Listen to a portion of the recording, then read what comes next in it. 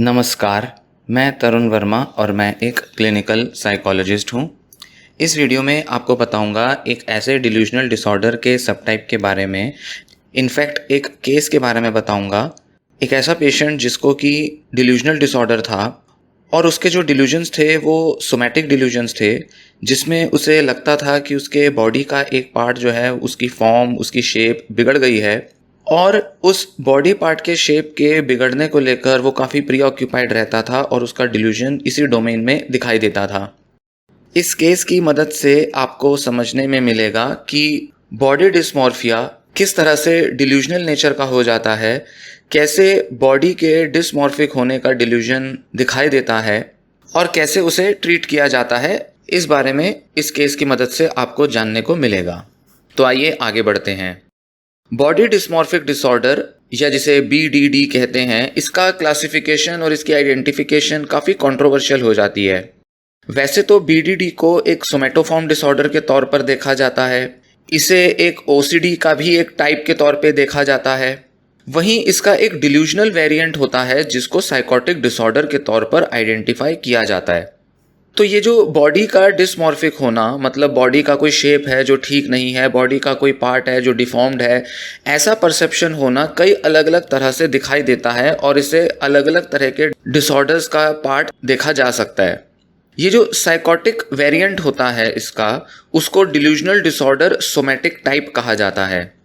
बड़ा मुश्किल होता है कई बार एक डिल्यूजनल डिसऑर्डर को सोमैटाइजेशन डिसऑर्डर से अलग कर पाना, मतलब ऐसे डिल्यूजनल डिसऑर्डर को जिसमें सोमैटिक सब टाइप हो। और अक्सर ऐसे क्लेम, ऐसे दावे भी किए गए हैं कि शायद एक ही कॉन्टिन्यूम में, एक ही डायमेंशन में, एक ही रेंज में ये दोनों डिसऑर्डर्स लाई करते हैं, सोमैटिक टाइप डिल्यूजनल डिसऑर्डर और सोमैटाइजेशन डिसऑर्डर। मतलब अगर एक पेशेंट के अंदर रियलिटी ओरिएंटेशन रहता है तो उसे हम न्यूरोटिक फॉर्म, मतलब सोमैटोफॉर्म डिसऑर्डर में देखेंगे, तो वहीं अगर रियलिटी ओरिएंटेशन हट जाता है तो उसे हम डिल्यूजनल डिसऑर्डर भी देख सकते हैं। तो ये जो पूरा जो फर्क है हाइपोकॉन्ड्राइसिस और डिल्यूजनल डिसऑर्डर के बीच, ये डिग्री ऑफ रियलिटी इंपेयरमेंट पर डिपेंड करता है, कितना ज़्यादा रियलिटी की जो समझ है वो इम्पेयर्ड है। BDD की जो प्रिवेलेंस है वो अलग अलग स्टडीज़ में अलग अलग तरह से देखी गई है। जैसे प्लास्टिक सर्जरी कराने वाले पेशेंट्स में करीब 2% पेशेंट्स में पाया जाता है, तो वहीं OCD की जो पॉपुलेशन है, मतलब जिन लोगों को OCD है, उनमें करीब 12% पेशेंट्स में ये पाया जाता है। करीब करीब 40 से 50% पेशेंट जिनको कि BDD का डायग्नोसिस मिलता है वो डिल्यूजनल होते हैं, या कभी ना कभी लाइफ में उनका जो BDD है वो बिल्कुल डिल्यूजनल इंटेंसिटी तक पहुंच जाता है। और हो सकता है कि कई मामलों में ये सोमैटिक डिल्यूजन ही हो, या जिसे डिस्मॉर्फोफोबिया या डिस्मॉर्फिक डिल्यूजन्स कह सकते हैं, पर उसे डायग्नोसिस जो है वो BDD का मिल जाता है और इस वजह से पेशेंट का सही ट्रीटमेंट नहीं हो पाता। इनफैक्ट कई बार पेशेंट सही डॉक्टर्स के पास भी नहीं जाते। ये जो सोमैटिक डिल्यूजन्स के पेशेंट हैं, ये डर्मेटोलॉजिस्ट या प्लास्टिक सर्जन्स के पास ज़्यादा जाते हैं, और अगर प्लास्टिक सर्जन्स अवेयर नहीं हैं तो वो पेशेंट्स का सही डायग्नोसिस नहीं बना पाते और उनको सही डॉक्टर के पास रेफ़र भी नहीं कर पाते। बहुत सारा इसके अंदर मॉनेटरी एंगल भी आता है, पैसा उनको मिल रहा है सर्जरी से और पेशेंट जो है डिल्यूजनल डिसऑर्डर का वो बार बार सर्जरीज करा रहा है, तो इस वजह से वो इसको कहीं रेफ़र करना प्रेफर भी नहीं करते, या वो सोचते हैं कि थोड़ा डिफ़िकल्ट पेशेंट है और इसको जल्दी सेटिस्फेक्शन नहीं मिलेगी, वो बस उसको एक पेशेंट का एक टाइप मानकर छोड़ देते हैं। इनफैक्ट साइकेट्रिस्ट और कई सारे कॉस्मेटोलॉजिस्ट्स या जो कॉस्मेटिक सर्जन्स हैं, इनका ऐसा मानना है कि ज़्यादातर पेशेंट्स जिनको कि सर्जरी करवानी होती है या जो सर्जरी के लिए डॉक्टर को कंसल्ट करते हैं, बेटर है कि ज़्यादातर ये जो पेशेंट्स हैं ये एक साइकेट्रिक एग्जामिनेशन ज़रूर लें। इनफैक्ट कुछ डॉक्टर्स तो सजेस्ट भी करते हैं कि उनका आने वाला हर पेशेंट एक साइकेट्रिक एग्जामिनेशन ज़रूर कराए, क्योंकि पॉसिबल है कि अगर उस पेशेंट का डिल्यूजनल डिसऑर्डर या डिस्मॉर्फिक डिसऑर्डर अगर शुरुआती स्टेजेस पर है, तो वो सर्जरी के किसी भी तरह से बिगड़ने की वजह से या कुछ भी दूसरा ऊपर नीचे हो जाए कोई इशू, तो उस वजह से वो एक लॉन्ग टर्म मेंटल डिसऑर्डर का केस बन सकता है। और हो सकता है कि वो उस सर्जरी की वजह से पेशेंट दोबारा कभी अपने उस मेंटल डिसऑर्डर से रिकवर ना कर पाए, जबकि शायद वो अपने अर्ली स्टेजेस पे था और सही डॉक्टर की इंटरवेंशन की मदद से वो शायद अपने मेंटल डिसऑर्डर को हील कर सकता था, उसके अंदर अवेयरनेस आ सकती थी। अक्सर वो लोग जिनको सोमैटिक डिल्यूजन्स होते हैं, उनके पास्ट में कोई ऐसी मेजर हिस्ट्री नहीं मिलती, उनकी फैमिली में कोई हिस्ट्री नहीं मिलती किसी साइकोटिक डिसऑर्डर की, और ये यंग लोगों में ज़्यादा पाया जाता है, जबकि इसमें सब्सटेंस अब्यूज़ या हेड इंजरी की जो हिस्ट्री होती है वो फिर भी थोड़ी ज़्यादा फ्रीक्वेंट देखने में आ जाती है। साथ ही कई सारे पर्सनैलिटी ट्रेट्स भी होते हैं, जैसे हॉस्टाइल होना, शेम या डिप्रेशन की फीलिंग्स होना, एवॉइडेंट बिहेवियर्स होना। ये काफ़ी कैरेक्टरिस्टिक होते हैं इन पेशेंट्स में। स्कूल कॉलेज के टाइम पर ये काफ़ी एवॉइडेंट दिखाई देते हैं। एम्बेरसमेंट और बॉडी इमेज इश्यूज उनको बहुत रहते हैं, और सुसाइडल थॉट्स भी इनके अंदर आम देखने में आ जाते हैं। सोमैटिक डिल्यूजनल डिसऑर्डर्स को ट्रीट करना काफ़ी डिफिकल्ट हो जाता है। ट्रीटमेंट सक्सेस इसमें करीब 1/3 पेशेंट्स में ही पॉसिबल हो पाती है। एंटीसाइकोटिक दवाओं की मदद से काफ़ी सक्सेसफुल मैनेजमेंट किया जा सकता है पेशेंट्स का। डिल्यूजनल डिसऑर्डर काफ़ी स्टेबल डिसऑर्डर होता है, मतलब एक पेशेंट का डायग्नोसिस अगर डिल्यूजनल डिसऑर्डर का मिला है तो केवल 25% पेशेंट्स ही इनमें ऐसे होते हैं जिनको स्किज़ोफ्रेनिया हो जाता है बाद में, पर बाकी के 70-80% पेशेंट्स को डिल्यूजनल डिसऑर्डर ही रहता है। या तो वो डिल्यूजनल डिसऑर्डर ठीक हो जाता है या वो डिल्यूजनल डिसऑर्डर ही बना रहता है, उसमें कोई और बदलाव ज़्यादा नहीं आते। वो पेशेंट कोई और नई बीमारियां साइकोटिक नेचर की नहीं डेवलप करते। हाँ, डिप्रेशन एंजाइटी के सिम्टम्स इनमें ज़रूर आ जा सकते हैं, पर कोई और साइकोटिक डिसऑर्डर इनमें डेवलप नहीं होता। तो ऐसा नहीं है कि अगर किसी को डिल्यूजनल डिसऑर्डर है और वो बहुत स्ट्रॉन्ग डिल्यूजन्स हैं तो धीरे धीरे उसको स्किज़ोफ्रेनिया हो जाएगा। ऐसे चांस कम रहते हैं। ऐसा देखा गया है कि स्किज़ोफ्रेनिया जो है वो बायोलॉजिकल रिलेटिव्स में ज़्यादा पाया जाता है। स्किज़ोफ्रेनिया स्पेक्ट्रम पे कई सारे डिसऑर्डर होते हैं, जैसे schizoaffective disorder, schizotypal personality disorder, schizophreniform disorder. ये सारे जो डिसऑर्डर्स होते हैं ये कहीं ना कहीं जेनेटिकली और बायोलॉजिकली लिंक्ड होते हैं, जबकि डिल्यूजनल डिसऑर्डर के मामले में ऐसा नहीं देखा जाता। तो अगर जेनेटिक पर्सपेक्टिव से देखा जाए तो डिल्यूजनल डिसऑर्डर काफ़ी अलग है स्किज़ोफ्रेनिया स्पेक्ट्रम से। मतलब उन लोगों में भी डिल्यूजनल डिसऑर्डर हो सकता है जिनके फैमिली में कोई दूसरा साइकोटिक डिसऑर्डर ना पाया जाता हो। अब बात करेंगे एक केस के बारे में जिसको डिल्यूजनल डिसऑर्डर था सोमैटिक सबटाइप का, और वो एक जवान आदमी था जिसको धीरे धीरे बाद में स्किज़ोफ्रेनिया डेवलप हुआ। ऐसे केसेस कम देखने में आते हैं, इसलिए ये केस थोड़ा डिफरेंट है, अनयूजुअल है, और कई सारी चीज़ें इसमें देखने में समझने में मिलती हैं। एक 22 साल का युवक जिसको ट्रीटमेंट के लिए 2017 में लाया गया, उसका बड़ा भाई उसे दिखाने लाया जो कि खुद एक सर्जन था। उसने बताया कि 3 महीने से वो ऐसा बोल रहा है कि उसका जो राइट थंब है, दाएं हाथ का जो अंगूठा है, वो बड़ा हो गया है। उसके भाई ने उसको कई अलग अलग ओकेजन्स पे बताया था, कई सारे एग्जामिनेशंस हुए थे कि भाई तुम्हारा जो अंगूठा है वो बिल्कुल ठीक है, वो फंक्शन भी ठीक कर रहा है, देखने में भी ठीक ही लगता है, और ऐसा नहीं है कि लेफ्ट थंब से उसमें कुछ साइज में इंक्रीज हुआ है। नापा तोला गया, सब कुछ किया गया, पर पेशेंट जो था वो कन्विंस नहीं हो रहा था। कोई भी रीअश्योरेंस उसे सेटिस्फाई नहीं कर रही थी। इनफैक्ट ऑर्थोपेडिक सर्जन के पास लेकर गए जिसमें कि वो चाहता था कि मेरे अंगूठे को ठीक कर दिया जाए, पर उन्होंने भी कहा तुम्हारा राइट थंब तो ठीक है। पर जब ऑर्थोपेडिक सर्जन ने देखा कि कुछ साइकोलॉजिकल प्रॉब्लम हो सकती है तो भाई को कहा कि तुम इसे साइकाइट्रिस्ट के पास ले जाओ। बाद में इंक्वायर करने पर पता चला, साइकेट्रिक इंटरव्यूइंग के दौरान पता चला कि ना तो उसके अंगूठे की फंक्शनिंग में कोई प्रॉब्लम आई है, ना वो पेनफुल है, तो सर्जरी कराने का तो कोई मतलब ही नहीं बनता। पर वो ऐसा मानता था कि नहीं, सर्जरी के बिना मेरी प्रॉब्लम दूर नहीं हो सकती। जब सर्जरी होगी मेरा अंगूठा ठीक हो जाएगा तो ही मैं बेटर फील कर पाऊंगा, तो ही मुझे लगेगा कि हाँ अब मैं ठीक हूँ। तो वो बस ठीक फील करने के लिए, अपने को संतुष्ट करने के लिए अपने दाएं हाथ के अंगूठे का सर्जरी कराना चाहता था। और देखने में आया कि जब से उसको ये प्रॉब्लम थी, जब से उसको ऐसा लगता था उसका अंगूठा बड़ा है, तब से उसका मूड भी अच्छा नहीं रहता था और वो काफ़ी उदास रहता था, काफ़ी प्री ऑक्यूपाइड रहता था और इसी बारे में सोचता रहता था और इंटरनेट पर सर्जरी के बारे में चेक करता रहता था, अलग अलग चीज़ें पढ़ता रहता था। अंगूठे की उसने बायोलॉजी भी पढ़ ली थी, हड्डियों के बारे में उसने जानकारी ले ली थी, उसने सब समझ पढ़ लिया था कि कैसे सर्जरी होती है, क्या करना पड़ता है, सारी जानकारी उसने इंटरनेट से ले ली थी। सैड मूड के अलावा कोई भी ऐसा मेजर और सिम्टम नहीं था, कोई मूड रिलेटेड, कोई एंजाइटी या कोई और दूसरे डिल्यूजन्स उसमें नहीं थे और उसके कोई ड्रग लेने की भी कोई हिस्ट्री नहीं थी। ऐसा भी नहीं था कि उसने 4-6 महीने पहले या साल पहले कोई ड्रग्स का कंजम्पशन किया हो। वो अपनी ग्रेजुएशन के 2nd ईयर में था और वो BBA कर रहा था और वो काफ़ी रेप्यूटेड कॉलेज से था और अपनी एकेडमिक्स में भी अच्छा खासा परफॉर्म कर रहा था। इसलिए कॉलेज में एजुकेशन में भी कोई प्रॉब्लम नहीं थी, कलीग्स के साथ भी कोई प्रॉब्लम नहीं थी, रिलेशनशिप्स भी ठीक चल रहे थे, सोशलाइज भी करता था, घर के लोगों के साथ भी अच्छे से बर्ताव करता था। इनफैक्ट उसकी एक गर्लफ्रेंड भी थी जिससे कि वो काफ़ी टाइम से रिलेशनशिप में था, स्कूल टाइम से रिलेशन में था और चाहता था कि शायद उसकी फ्यूचर में उससे मैरिज हो जाए। और इकोनॉमिकली भी कोई ऐसी खासा प्रॉब्लम नहीं थी, कोई ऐसी फैमिली या सोशल प्रॉब्लम उसमें नहीं देखी गई। फिजिकल एग्जामिनेशन पर एक बात देखने में आई कि उसका ऊपर का दायां एक दांत रिमूव किया गया था करीब 3-4 महीने पहले। एक डेंटिस्ट थे जिन्होंने उसका ये दांत रिमूव किया था। दांत रिमूव करने के करीब 15-20 दिन बाद उसे अपने दाएं हाथ के अंगूठे का डिल्यूजन शुरू हुआ था। रीजन उसने बताया कि दांत में थोड़ा दर्द तो हो ही रहा था, पर साथ ही उसका ये जो दांत था ये गलत डायरेक्शन में पॉइंट हो गया था। बाकी के जो दांत थे वो तो सीधे थे, पर एक ये जो दांत था ये थोड़ा टेढ़ा था और कुछ टाइम से इसमें दर्द भी हो रहा था। इनफैक्ट लोगों ने भी इसकी एबनॉर्मेलिटी को नोटिस करना शुरू कर दिया था। कॉलेज में भी जो फ्रेंड्स थे उन्होंने भी इसको नोटिस किया था और 1-2 बार इसका मजाक भी बना था। जब उसने दांत रिमूव कराया तो शुरू में तो वो बड़ा खुश था, एक्साइटेड था, पर कुछ दिन के बाद वो इस बात से भी दुखी हो गया क्योंकि अब उसके मुंह में एक दांत का जो गैप था वो छूट गया था और वो भी नोटिसेबल हो गया था। इस वजह से वो अब उसे लगता था ये तो और भी बुरा लगता है। अब उसे लगता था ये तो और भी ज्यादा लोगों की नजर में आ जाता है। पहले तो सिर्फ दांत थोड़ा सा मुड़ा हुआ था, कुछ ही लोगों की नजर में आता था, अब तो ये और भी ज्यादा क्लियरली नजर में आने लगा। उधर तो एक गड्ढा सा छूट गया, होल हो गया, खाली जगह अब तो उधर एक। इसके अलावा कोई भी और दूसरी फिजिकल एबनॉर्मेलिटी उसमें नहीं पाई गई।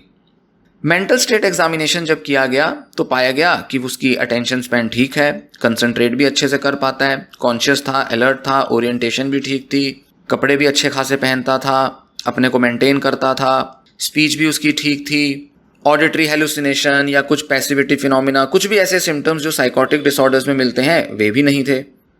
सोमैटिक डिल्यूजन के अलावा कोई भी दूसरी एबनॉर्मेलिटी उसमें नहीं पाई गई। तो डॉक्टर्स ने उसका जो डायग्नोसिस था वो डिल्यूजनल डिसऑर्डर सोमैटिक सब टाइप का दिया, क्योंकि वो इस सोमैटिक डिल्यूजन को इतना ज़्यादा होल्ड किए हुआ था कि मेरा जो राइट हाथ का जो थंब है वो इतना बड़ा हो गया है, उसको ठीक करना है। सारी एक्सप्लेनेशंस देने के बाद भी वो कन्विंस होने को तैयार नहीं था कि उसका अंगूठा ठीक है, जिद कर रहा था कि मुझे इसकी सर्जरी करानी ही है। ना कोई स्किज़ोफ्रेनिया की हिस्ट्री थी, ना कोई दूसरी मेडिकल कंडीशन थी, ना सब्सटेंस यूज डिसऑर्डर था। सारी चीज़ें देख दाख के डॉक्टर्स ने कहा ये डिल्यूजनल डिसऑर्डर है। फिर उसको ट्राइफ्लुओपेराजीन का ट्रीटमेंट दिया गया। 5 mg दवा उसको दिन में 2 बार लेनी थी और धीरे धीरे उसका फॉलोअप करने पर देखने में आया कि 2-3 हफ्ते में उसके सिम्टम्स काफ़ी कम होने लगे और 4 से 6 महीने के अंदर उसके सिम्टम्स करीब करीब चले गए और 8 महीने में वो बिल्कुल पहले जैसा हो गया, उसका ये डिल्यूजन पूरा चला गया।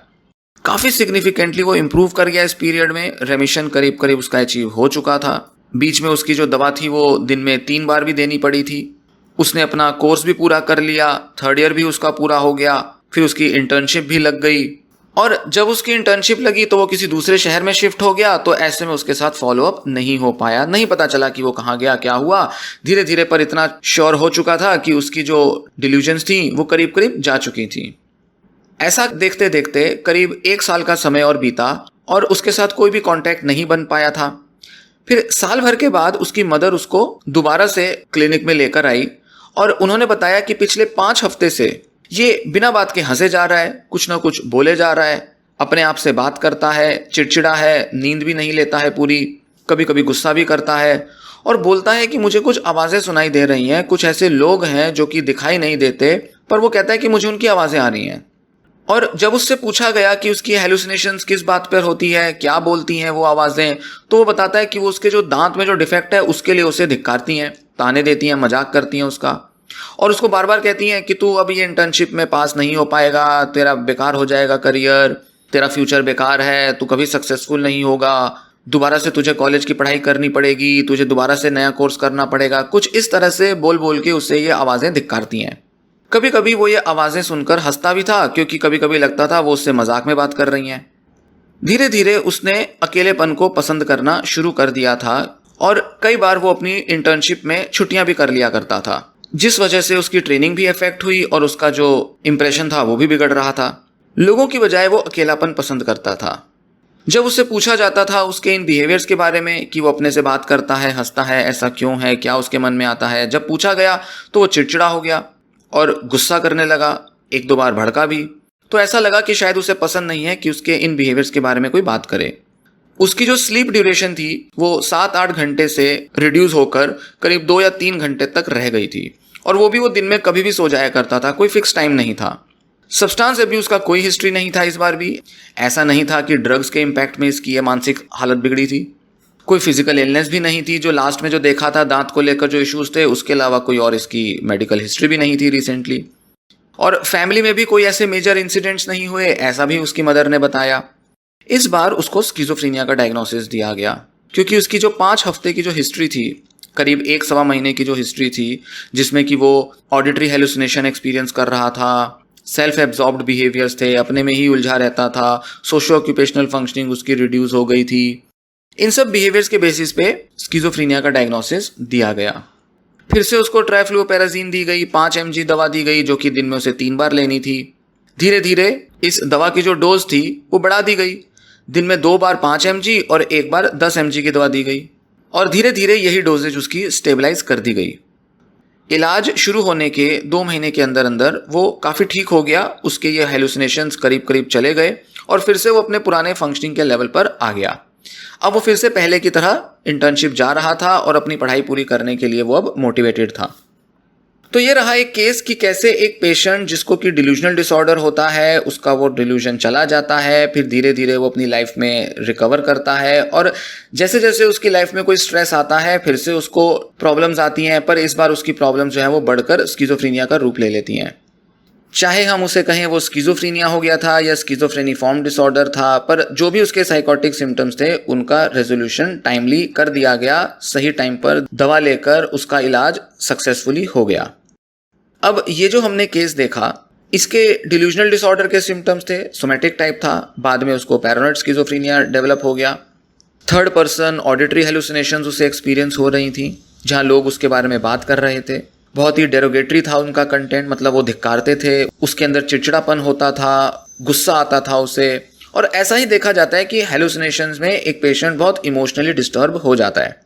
हम ये नहीं कह सकते कि उसका जो पहला जो डिल्यूजनल डिसऑर्डर था वो एक्चुअल में स्किज़ोफ्रेनिया की शुरुआत थी या वो स्किज़ोफ्रेनिया का ही सिम्टम था, क्योंकि एक बीच में बहुत लंबा पीरियड था जब वो रेमिशन में था। मतलब पहले तो 4-6 महीने वो बिल्कुल डिल्यूजनल डिसऑर्डर से ठीक हो चुका था, फिर उसके बाद साल भर तक उसने काफ़ी अच्छा अपना डे टू डे लाइफ भी मेंटेन की थी, और उसके बाद उसका स्किज़ोफ्रेनिया शुरू हुआ। तो काफ़ी लंबा पीरियड था बीच में रेमिशन का, इसलिए हम ये नहीं कहेंगे कि वो डिल्यूजन जो था वो स्किज़ोफ्रेनिया की ही शुरुआत थी। एक अच्छी चीज़ ये भी देखने में आई कि पेशेंट की जो पर्सनैलिटी थी और उसकी जो साइकोसोशल फंक्शनिंग थी वो डिल्यूजन की वजह से बहुत ज़्यादा इफेक्ट नहीं हुई थी। जबकि जो नॉन डिल्यूजनल BDD होता है, बॉडी डिस्मॉर्फिक डिसऑर्डर होता है, उसके अंदर बिल्कुल उल्टा होता है। पेशेंट की अपनी डे टू डे लाइफ काफ़ी अफेक्ट हो जाती है, वो अपने जो इमेजिन्ड डिफेक्ट को लेकर काफ़ी प्रीऑक्यूपाइड रहता है। इनफैक्ट कोई छोटा मोटा डिफेक्ट हो भी सकता है पर उसको बहुत ज़्यादा एग्जैजरेट करता है, जिसकी वजह से उसमें बहुत डिस्ट्रेस आता है, वो अपनी डे टू डे लाइफ को एंजॉय करना बंद कर देता है, सारा टाइम इंटरनेट पर इधर उधर से जानकारियाँ इकट्ठी करता रहता है, और इस वजह से उसकी क्वालिटी ऑफ लाइफ बहुत पुअर हो जाती है, खाना पीना कम हो जाता है, ड्रेसिंग सेंस बिगड़ जाती है, डिप्रेस्ड हो जाता है, नींद खराब हो जाती है, ये सब देखने में आता है। जबकि डिल्यूजन के टाइम पर इसको ऐसा कुछ नहीं देखने में आया इस पेशेंट के अंदर। इनफैक्ट कई स्टडीज़ तो ये भी बताती हैं कि जिन लोगों को BDD होता है उनकी तो मेंटल कंडीशन डिप्रेशन के पेशेंट से भी ज़्यादा बुरी हो सकती है। जैसे कि कई बीमारियां होती हैं, major depressive disorder, dysthymia, obsessive compulsive disorder, social phobia, panic disorder, post traumatic stress disorder, ये जो इतनी गंभीर बीमारियां हैं इनसे भी ज़्यादा बदतर हो सकती है एक पेशेंट की लाइफ जिसको कि BDD है, मतलब बॉडी डिस्मॉर्फिक डिसऑर्डर है। इस हिसाब से देखा जाए तो ये तो डिल्यूजनल डिसऑर्डर में पेशेंट काफ़ी बेटर कंडीशन में था। एक बड़ा रीज़न कि ये पेशेंट क्यों हमें ठीक कंडीशन में दिखाई दिया, और वो ये था कि उसके आसपास के लोगों ने उसकी कंडीशन को जल्दी आइडेंटिफाई कर लिया। जैसे कि उसके बड़े भाई ने, जो कि एक खुद सर्जन था, उसने शुरुआती स्टेजेस में ही समझ लिया कि कुछ मेडिकल प्रॉब्लम तो चल रही है इसके साथ। इनफैक्ट हो सकता था कि अगर उसके घर में कोई समझदार व्यक्ति ना होता या कोई इसकी प्रॉब्लम को देखने समझने वाला ना होता तो शायद वो अपने सर्जरी करा चुका होता। उसके बाद शायद इसकी प्रॉब्लम बहुत ज़्यादा बिगड़ गई होती, क्योंकि उसके बाद हो सकता है ये इतना ज़्यादा प्रीऑक्यूपाइड हो जाता कि दवाइयाँ भी असर करना बंद कर देती, या शायद कर ही ना पाती दवाइयाँ कभी असर। दांत के हटने के बाद उसके अंदर काफ़ी स्ट्रेस आया, काफ़ी डिप्रेस हुआ वो। उसको पहले तो इस बात की परेशानी थी, जो कि काफ़ी टाइम से थी, कि मेरा दांत जो है वो ठीक नहीं दिखता। फिर उसको दर्द भी महसूस हो रहा था। हालांकि हो सकता है कि ये जो दर्द उसे महसूस हो रहा था ये पेन डिसऑर्डर हो, जो कि एक साइकोजेनिक नेचर का होता है, मतलब एक सोमेटोफॉर्म डिसऑर्डर का टाइप होता है पेन डिसऑर्डर। हो सकता है कि ये पेन भी उसका साइकोलॉजिकल नेचर का रहा हो, क्योंकि वो काफ़ी परेशान था इस बात से कि उसका दांत जो है वो सीधा नहीं दिखता। पर खैर इस बारे में कोई खासा एग्जामिनेशन नहीं हो पाया, और डॉक्टर्स के देखने में यही आया कि ना ही सिर्फ उसका दांत थोड़ा टेढ़ा दिखाई देता है, जबकि साथ ही उसको दर्द भी हो रहा है, ऐसा डॉक्टर्स ने मान लिया। तो शुरुआत में वो काफ़ी परेशान रहा, उसको अपने इस दांत की जो एक परसेप्शन था जो दूसरों की नज़र में जाता था उसको लेकर वो परेशान रहता था, डिप्रेस्ड रहता था। इनफैक्ट दांत हटने के बाद और भी ज़्यादा वो परेशान हो गया, क्योंकि अब उसे लगता था ये तो खाली छूट गया मेरा मुंह का एक हिस्सा, और अब ये तो और भी गंदा लगता है, अब तो मैं सामने से ठीक से बात भी नहीं कर पा रहा, पहले तो फिर भी कुछ लोगों को नोटिस में आता था। तो इस वजह से पेशेंट की जो मेंटल कंडीशन थी वो डिल्यूजनल डिसऑर्डर के डेवलप होने से पहले काफ़ी ख़राब ऑलरेडी चल रही थी। और यही देखने में आता है कि पेशेंट्स को अचानक से ये डिल्यूजन्स डेवलप नहीं होते, इनकी एक अच्छी खासी हिस्ट्री होती है जिसमें धीरे धीरे धीरे उनका बॉडी के साथ या अपने जो भी डिल्यूजनल थीम है उसके साथ प्रीऑक्यूपेशन उनका बढ़ता जाता है। फिर जैसे ही उसका दांत रिमूव हुआ उसको डिस्ट्रेस आना शुरू हुआ, उसको और ज़्यादा डिप्रेशन आया, धीरे धीरे धीरे उसका ध्यान किसी तरह से उसके अंगूठे पर फिक्स हो गया। अब उसके क्या कारण थे, कैसे थे, ये डॉक्टर्स ने ज़्यादा डिटेल में नहीं जाना, उस टाइम पर यह चीज़ इतनी डिटेल में नहीं पता चल पाई। पर कहीं ना कहीं कोई रीज़न रहा जिसकी वजह से उसका अंगूठे में प्रीऑक्यूपेशन हो गया, वो उसको लेकर बहुत ही ज़्यादा कंसर्न हो गया कि मेरा अंगूठा ठीक नहीं है। और साथ ही पेशेंट का ट्रीटमेंट बहुत जल्दी शुरू हो गया था, जैसा कि बताया कि भाई ये पेशेंट ठीक ठाक क्यों था डिल्यूजन होने के बाद भी, क्योंकि उसका ट्रीटमेंट टाइम से शुरू हो गया था।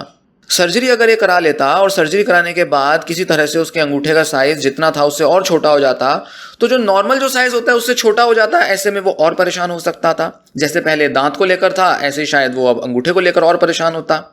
तो जितनी ज़्यादा सर्जरीज करा लेते हैं पेशेंट उतने ज़्यादा वो और ज़्यादा डिस्टर्ब हो सकते हैं। इसलिए कहीं ना कहीं ये बच गया, क्योंकि टाइम से उसका सही इलाज कर दिया गया, साइकेट्रिक ट्रीटमेंट भी मिल गया और ज़्यादा उसने कॉस्मेटिक सर्जरी भी नहीं कराई। दोनों तरह से ऐसे फ़ायदा मिल गया और साथ ही थोड़ा सोशल सपोर्ट भी मिल गया, उसका भाई और उसके डॉक्टर्स उसे समझाने वाले लोग मिल गए। पर हाँ, ये ज़रूर कहा जा सकता है कि कुछ ना कुछ ब्रेन केमिस्ट्री में चेंजेस आ रहे थे पेशेंट के, जिस वजह से उसको करीब 1.5-2 साल के बाद स्किज़ोफ्रेनिया डेवलप हुआ। कुछ ना कुछ ऐसा पेशेंट के ब्रेन केमिस्ट्री में, न्यूरल कनेक्शन में कोई ना कोई ऐसी एक प्रॉब्लम रहती है जिसकी वजह से ये अलग अलग बीमारियां, चाहे वो एक ही नेचर की क्यों ना हो, एक पेशेंट डेवलप करता है। हालांकि इसमें कोई बहुत क्लियर लिंक नहीं स्टैब्लिश किए जा पाए, जैसे कि उसका सोमैटिक टाइप का डिल्यूजन था पर बाद में उसको पैरानॉइड स्किज़ोफ्रेनिया हुआ। इन दोनों में कोई सीधे तौर पे लिंक्स दिखाई नहीं देते, पर जो उसकी ऑडिटरी हेलुसिनेशंस थी वो कहीं ना कहीं उसके उस डिल्यूजनल थीम पर ही कहीं ना कहीं आधारित थी। मतलब उसके दांत को लेकर कमेंट करती थी, उसकी इंटर्नशिप को लेकर कमेंट करती थी, उसके प्रेजेंट स्ट्रेसेस में तो हम कह सकते हैं कि शायद उसको इंटर्नशिप को लेकर स्ट्रेस आ रहा होगा, जिस वजह से उसकी जो वॉइसेस थी वो उसके इंटर्नशिप के एक्सपीरियंस को लेकर कमेंट करती थी। उसका दांत निकल जाने की वजह से जो उसकी बॉडी इमेज खराब हुई थी उस पर उसकी ऑडिटरी हेलुसिनेशन फोकस थी। तो कहीं ना कहीं उसके दिमाग में काफ़ी लंबे टाइम से ये सब चल रहा होगा कि अब वो ठीक नहीं दिखता, उसका दांत ठीक नहीं है, उसका अंगूठा ठीक नहीं है, ये सब चलता रहता था। जबकि जो हेलुसिनेशन थी वो उसके अंगूठे पर फोकस नहीं थी। तो कहीं ना कहीं अंगूठे वाला जो उसको डिल्यूजन था वो तो चला गया, पर उसके दांत का जो इनिशियल कंसर्न था, जो शुरुआत में जो सबसे पहले जहां से प्रॉब्लम शुरू हुई थी, वो दिमाग में उसके बैठी रही बात। और जैसे जैसे वो डिल्यूजनल डिसऑर्डर से ठीक हो जाने के बाद भी फंक्शनल हो चुका था, पर फिर भी वो पूरी तरह से शायद ठीक नहीं हुआ था और उसके अंदर एक कंसर्न्स जो थे वो अपने बॉडी इमेज को लेकर मौजूद थे। क्यों? क्योंकि दांत का ना होना वो हमेशा अपने साथ कैरी कर रहा था। ये प्रॉब्लम हमेशा उसके साथ थी। भले अंगूठे का डिल्यूजन चला गया पर उसके दिमाग में ये बात तो हमेशा रहती थी। दिखता था उसको शीशे में देख के कि भाई दांत तो मेरा नहीं है, मैं तो खराब लगता हूं, और कोई ना कोई लोग उसे बोल भी देते होंगे। तो इस वजह से उसके दिमाग में ये चीज़ हमेशा प्रीऑक्यूपाइड रही, कंसर्न बना रहा, और जैसे जैसे धीरे धीरे उसका स्ट्रेस बढ़ा, उसको स्किज़ोफ्रेनिया हुआ, तो उस टाइम पर उसकी ऑडिटरी हेलुसिनेशन उसके दांत पर फोकस्ड हो गई। तो इस तरह से हम इस तरह की प्रॉब्लम्स को समझते हैं। तो हम ये नहीं कहेंगे कि वो जो डिल्यूजनल डिसऑर्डर था वो प्रोड्रोमल फेज था। स्किज़ोफ्रेनिया से पहले एक प्रोड्रोमल फेज आता है जिसके अंदर पेशेंट के अंदर डिप्रेसिव सिम्टम्स आते हैं, वर्क में इंटरेस्ट नहीं आता, सोशल एक्टिविटीज़ कम हो जाती हैं, हाइजीन पर पेशेंट ध्यान नहीं देता, एंग्जाइटी, डिप्रेशन के सिम्टम्स रहते हैं, कुछ ना कुछ ऐसे सिम्टम्स रहते हैं जो साइकोटिक सिम्टम डेवलप होने से कुछ टाइम पहले तक देखे जा रहे थे। मतलब अगर उसको 4-5 हफ्ते से अगर ये खुद ही हंसने वाला और खुद से बात करने वाला और ऑडिटरी हेलुसिनेशन वाला एक्सपीरियंस हो रहा था, तो इससे कुछ हफ्ते पहले से ही उसके अंदर ये सिम्टम्स दिखाई देने चाहिए थे। जबकि 1-1.5 साल तक वो पेशेंट बिल्कुल ठीक था। तो इसलिए हम डिल्यूजनल डिसऑर्डर को प्रोड्रोमल फेज नहीं कहेंगे। अच्छा खासा फेज था जब वो पेशेंट बिल्कुल नॉर्मल हो चुका था, पर साइकोलॉजिकली अगर हम देखें कहीं ना कहीं उस पेशेंट के अंदर कुछ कंसर्न्स मौजूद थे, इसीलिए एक बीमारी से दूसरी बीमारी डेवलप हो गई। तो हम ये नहीं कहेंगे कि दोनों बीमारियां जो थीं वो पूरी तरह से डिस्टिंक्ट थीं, अलग थीं। कहीं ना कहीं उनके अंदर कनेक्टिंग लिंक्स मिल जाते हैं, कोई ना कोई ऐसी थीम मिल जाती है इन दोनों डिसऑर्डर्स में जो उसको हुए, जिससे कि पता चलता है कि वो आपस में किसी ना किसी तरह रिलेटेड थे। तो ये रहा पूरा केस। उम्मीद है आपको पसंद आया होगा, उम्मीद है आपको इससे इंसाइट मिलेगी, काफ़ी कुछ जानने को मिलेगा। वीडियो पसंद आया हो, वीडियो को लाइक कर लें, वीडियो को शेयर कर लें और साथ ही चैनल सब्सक्राइब कर लें। ऐसी और केसेस के बारे में जानने के लिए चैनल के साथ बने रहें, फ्यूचर में और वीडियोस देखते रहें। और भी बड़े सारे केसेस मेरे चैनल पर मौजूद हैं, उनको सुनें, समझें, जानें कि ये बीमारियां कैसे काम करती हैं, कैसे लोगों में पाई जाती हैं, कैसे इलाज किया जाता है, कैसे सिम्टम्स दिखाई देते हैं। ये सब जानने के लिए चैनल के साथ बने रहें। ये वीडियो मैं यहीं समाप्त करता हूँ। धन्यवाद।